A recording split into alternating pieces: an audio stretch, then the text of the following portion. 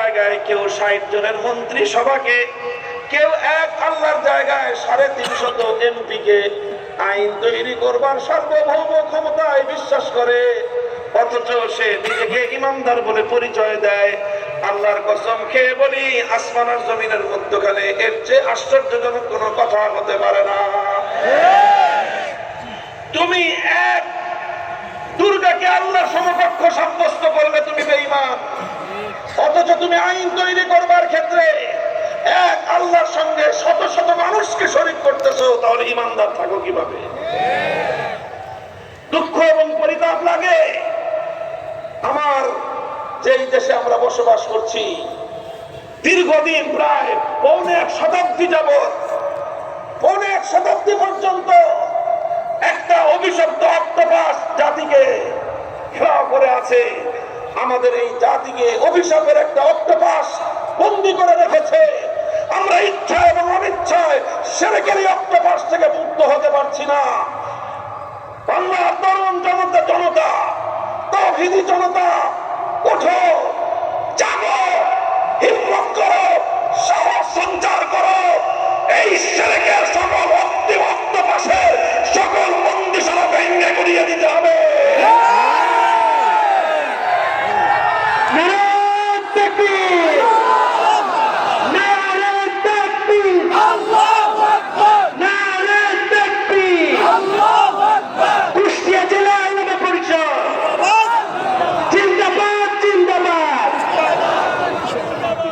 মুহতারাম হাজিরিন, কথাটা পরিষ্কার, এই কথা আমি আর লম্বা করতেছি না। আল্লাহর পরিবর্তে আল্লাহর আইনের বিরুদ্ধে কোন বাদশা যদি আইন করে, সেই বাদশাকে বলা হবে তাগুত। আল্লাহর আইনের বিরুদ্ধে কোন রাষ্ট্রপতি যদি আইন করে, সেই রাষ্ট্রপতি হবে তাগুত। আল্লাহর আইনের বিরুদ্ধে কোন প্রধানমন্ত্রী যদি আইন জারি করে, সেই প্রধানমন্ত্রীকে বলা হবে তাগুত।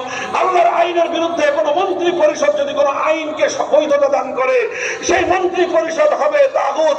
আল্লাহর আইনের বিরুদ্ধে কোন আইন পরিষদ, কোন সংসদ যদি কোন আইন পাস করে, গোটা সংসদ হবে তাগুত। আল্লাহর আইনের বিরুদ্ধে কোন আদালত যদি কোন আইন তৈরি করে, কোন বিচারপতি যদি কোন আইন তৈরি করে, সেই বিচারক, সেই বিচারালয়, সেই বিচারপতি সবগুলোই হবে তাগুতের আখড়া।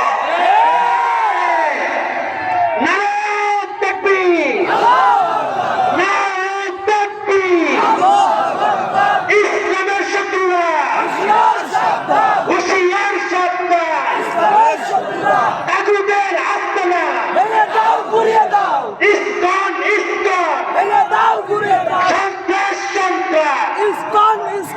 ইসকনের আস্তানা ভেঙে দাও, গুড়িয়ে দাও। শাহজালালের এই বাংলায় ইসকনের কোনো ঠাঁই নাই, ইসকনের ঠাঁই নাই, শাহজালালের বাংলায়।